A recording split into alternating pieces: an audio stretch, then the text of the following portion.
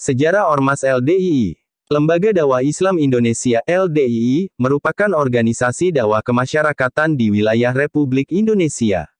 Sesuai dengan visi, misi, tugas pokok, dan fungsinya, LDII mempunyai tujuan untuk meningkatkan kualitas peradaban, hidup, harkat, dan martabat kehidupan bermasyarakat, berbangsa, dan bernegara serta turut serta dalam pembangunan manusia Indonesia seutuhnya, yang dilandasi oleh keimanan dan ketakwaan kepada Tuhan Yang Maha Esa guna terwujudnya masyarakat madani yang demokratis dan berkeadilan sosial berdasarkan Pancasila, yang diridhoi Allah Subhanahu wa Ta'ala.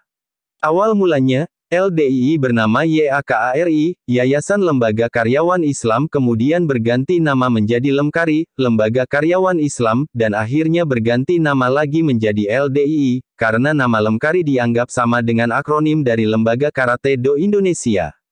LDII adalah organisasi yang independen, resmi dan legal mengikuti ketentuan sebagai berikut. Undang-Undang Nomor 8 Tahun 1985 tentang Organisasi Kemasyarakatan. Pasal 9 Ayat 2 Tanggal 4 April tahun 1986, Lembaran Negara RI 1986 Nomor 24, serta pelaksanaannya meliputi PP Nomor 18 Tahun 1986. Peraturan Menteri Dalam Negeri Nomor 5 Tahun 1986.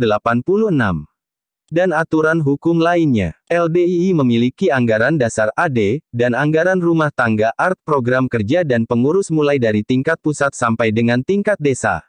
LDII sudah tercatat di Badan Kesatuan Bangsa dan Perlindungan Masyarakat Bakesbang dan Linmas Departemen Dalam Negeri. LDII merupakan bagian komponen bangsa Indonesia yang berada dalam Negara Kesatuan Republik Indonesia berdasarkan Pancasila dan UUD 45. Lembaga Dakwah Islam Indonesia (LDII) berdiri sesuai dengan cita-cita para ulama perintisnya, yaitu sebagai wadah umat Islam untuk mempelajari, mengamalkan dan menyebarkan ajaran Islam secara murni berdasarkan Al-Quran dan Hadis, dengan latar belakang budaya masyarakat Indonesia, dalam bingkai Negara Kesatuan Republik Indonesia (NKRI), berdasarkan Pancasila dan Undang-Undang Dasar Negara Republik Indonesia tahun 1945. Sejarah berdirinya LDII. Lembaga Dakwah Islam Indonesia (LDII) pertama kali berdiri pada tanggal 3 Januari tahun 1972 di Surabaya, Jawa Timur dengan nama Yayasan Lembaga Karyawan Islam (YAKARI). Pada Musyawarah Besar Mubes tahun 1981 namanya diganti menjadi Lembaga Karyawan Islam (Lemkari), dan pada Mubes tahun 1990, atas dasar pidato pengarahan Bapak Sudarmono, SH. Selaku Wakil Presiden dan Bapak Jenderal Rudini sebagai Mendagri waktu itu, serta masukan baik pada sidang-sidang komisi maupun sidang paripurna dalam Musyawarah Besar 4 Lemkari tahun 1990, selanjutnya perubahan nama tersebut ditetapkan dalam keputusan, Mubes 4 Lemkari No.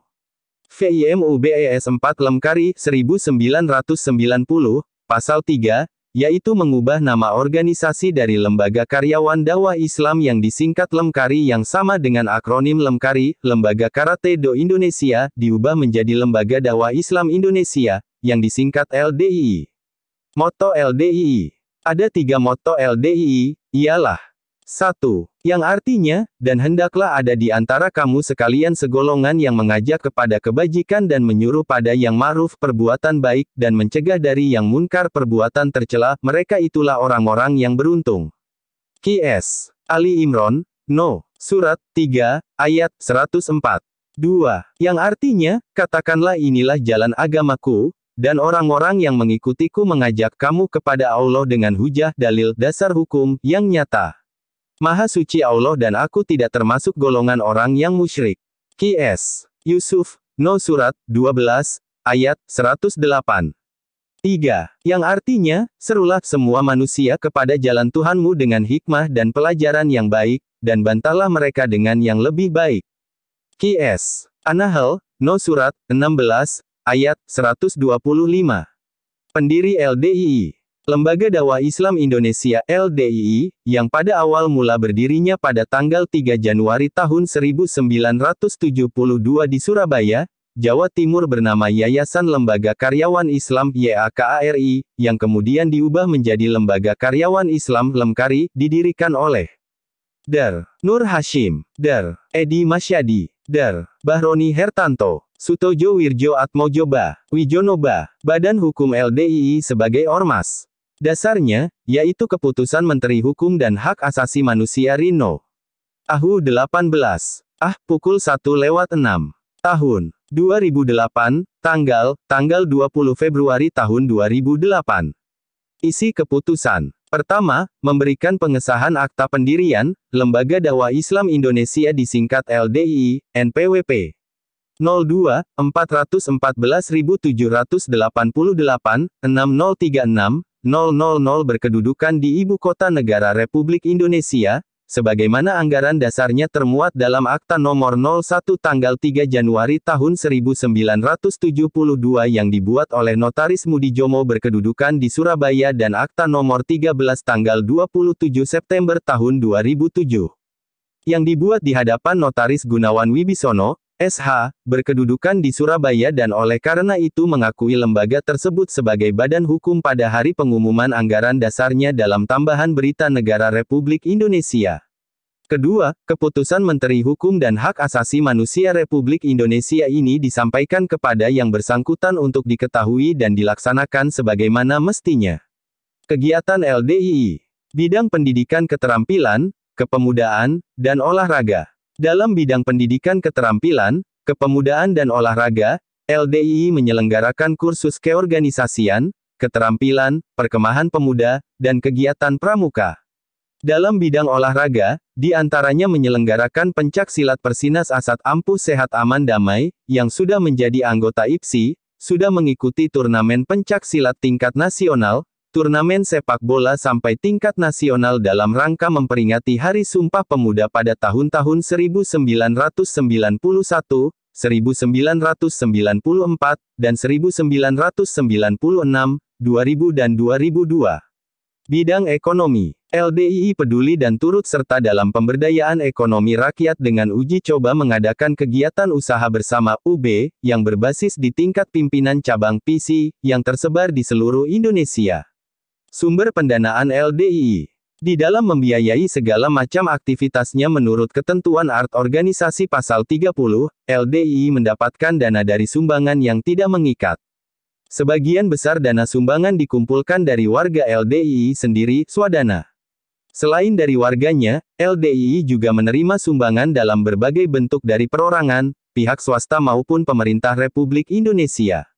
Metode pengajaran LDII. LDII menggunakan metode pengajian tradisional, yaitu guru-guru yang berasal dari beberapa alumni pondok pesantren kenamaan, seperti Pondok Pesantren Gontor di Ponorogo, Tebu Ireng di Jombang, Kebarongan di Banyuwangi, Langitan di Tuban, Del.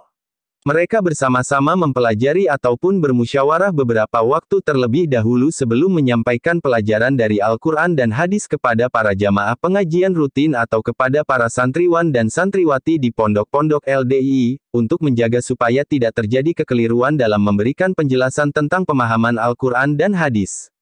Kemudian guru mengajar murid secara langsung, mankuul, baik bacaan, makna, diterjemahkan secara harfiah, dan keterangan, dan untuk bacaan Al-Quran memakai ketentuan tajwid. Apakah yang dimaksud dengan mankuul? Mankuul berasal dari bahasa Arab, yaitu nakola yankulu, yang artinya pindah.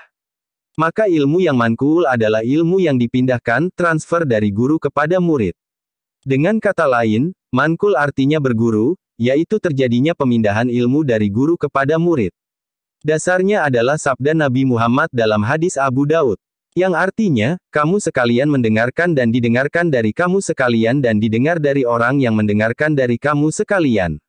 Dalam pelajaran tafsir, tafsir mankuul berarti mentafsirkan suatu ayat Al-Quran dengan ayat Al-Quran lainnya, mentafsirkan ayat Al-Quran dengan hadis, atau mentafsirkan Al-Quran dengan fatwa sahabat.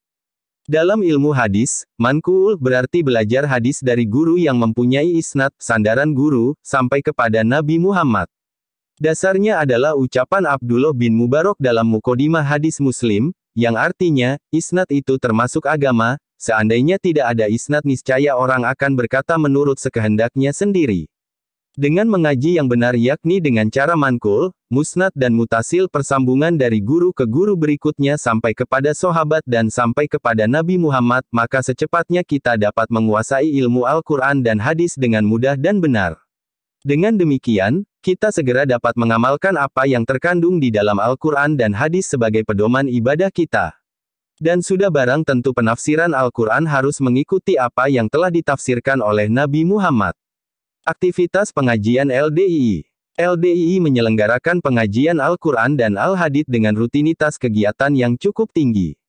Di tingkat PAC, desa kelurahan umumnya pengajian diadakan 2-3 kali seminggu, sedangkan di tingkat PC kecamatan diadakan pengajian seminggu sekali. Untuk memahamkan ajarannya, LDII mempunyai program pembinaan cabai rawit usia prasekolah sampai SD, yang terkoordinasi di seluruh masjid LDII. Selain pengajian umum, juga ada pengajian khusus remaja dan pemuda, pengajian khusus ibu-ibu, dan bahkan pengajian khusus manula, lanjut usia. Ada juga pengajian unik usia nikah. Di samping itu ada pula pengajian yang sifatnya tertutup, juga pengajian terbuka. Pada musim liburan sering diadakan kegiatan penghataman Al-Quran dan hadis selama beberapa hari yang biasa diikuti anak-anak warga LDII dan non-LDII untuk mengisi waktu liburan mereka. Dalam pengajian ini pula diberi pemahaman kepada peserta didik tentang bagaimana pentingnya dan pahalanya orang yang mau belajar dan mengamalkan Al-Quran dan hadis dalam keseharian mereka. LDII mengadakan berbagai forum tipe pengajian berdasarkan kelompok usia dan gender antara lain. 1. Pengajian kelompok tingkat PAC. Pengajian ini diadakan rutin 2-3 kali dalam seminggu di masjid-masjid, musala-musala atau surau-surau yang ada hampir di setiap desa di Indonesia. Setiap kelompok PAC biasanya terdiri 50-100 orang jamaah. Materi pengajian di tingkat kelompok ini yaitu Quran bacaan, terjemahan dan keterangan hadis-hadis himpunan, dan nasihat agama. Dalam forum ini pula jamaah LDII diajari hafalan-hafalan doa, dalil-dalil Quran hadis dan hafalan surat-surat pendek Al-Quran. Dalam forum pengajian kelompok tingkat PAC ini jamaah juga dikoreksi amalan ibadahnya seperti praktek berwudu dan salat. 2. Pengajian cabai rawit. Pengembangan mental agama dan akhlakul karimah jamaah dimulai sejak usia dini. Masa kanak-kanak merupakan pondasi utama dalam pembentukan keimanan dan akhlak umat, sebab pada usia dini seorang anak muda dibentuk dan diarahkan. Pengajian cabai rawit diadakan setiap hari di setiap kelompok pengajian LDII dengan materi antara lain bacaan Iqro, menulis pegon, hafalan doa-doa, dan surat-surat pendek Al-Quran. Forum pengajian cabai rawit juga diselingi dengan rekreasi dan bermain. 3. Pengajian muda-mudi. Muda-mudi atau usia remaja perlu mendapat perhatian khusus dalam pembinaan mental agama. Pada usia ini pola pikir anak mulai berkembang dan pengaruh negatif pergaulan dan lingkungan semakin kuat. Karena itu pada masa ini perlu menjaga dan membentengi para remaja dengan kefahaman agama yang memadai agar generasi muda LDII tidak terjerumus dalam perbuatan maksiat, dosa-dosa dan pelanggaran agama yang dapat merugikan masa depan mereka. Sebagai bentuk kesungguhan dalam membina generasi muda, LDII telah membentuk tim penggerak pembina generus PPG, yang terdiri dari pakar pendidikan dan ahli psikologi. Pembinaan generasi muda dalam LDII setidaknya memiliki 3 sasaran yaitu menjadikan generasi muda yang soleh, alim banyak ilmunya, dan faqih dalam beribadah. Menjadikan generasi muda yang berakhlakul karimah, berbudi pekerti luhur, berwatak jujur, amanah, sopan dan hormat kepada orang tua dan orang lain. Menjadikan generasi muda yang tertib, disiplin, terampil dalam bekerja dan bisa hidup mandiri. 4. Pengajian wanita ibu-ibu. Para wanita, ibu-ibu dan remaja putri perlu diberi wadah khusus dalam pembinaan keimanan dan peningkatan kepahaman agama, mengingat kebanyakan penghuni neraka adalah kaum ibu, wanita. Sabda Rasulullah SAW, diperlihatkan padaku neraka, maka ketika itu kebanyakan penghuninya adalah wanita. Hadis riwayat Bukhari dalam Kitabu Al-Iman.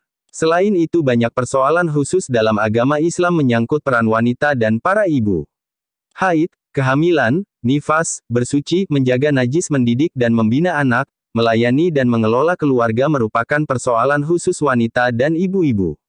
Di samping memberikan keterampilan beribadah, forum pengajian wanita ibu-ibu LDII juga memberikan pengetahuan dan keterampilan praktis tentang keputrian yang berguna untuk bekal hidup sehari-hari dan menunjang penghasilan keluarga. 5. Pengajian lansia. Para lansia perlu mendapatkan perhatian khusus mengingat pada usia senja diharapkan umat muslim lebih mendekatkan diri kepada Allah sebagai persiapan menghadap kepada Ilahi dalam keadaan husnul khotimah. Sesungguhnya pengamalan itu dilihat dari akhirnya. 6. Pengajian umum. Pengajian umum merupakan forum gabungan antara beberapa jamaah PAC dan PCLDII. Pengajian ini juga merupakan wadah silaturahim antar jamaah LDII untuk membina kerukunan dan kekompakan antar jamaah. Semua pengajian LDII bersifat terbuka untuk umum, siapapun boleh datang mengikuti setiap pengajian sesuai dengan jadwal yang telah ditentukan. Sumber hukum LDII. Sumber hukum LDII adalah Al-Quran dan Hadis. Dalam memahami Al-Quran dan Hadis, ulama LDII juga menggunakan ilmu alat seperti ilmu nahwu, sorof, badi, ma'ani, bayan, mantek, balagoh, usul fikih, mustalahul hadits, dan sebagainya.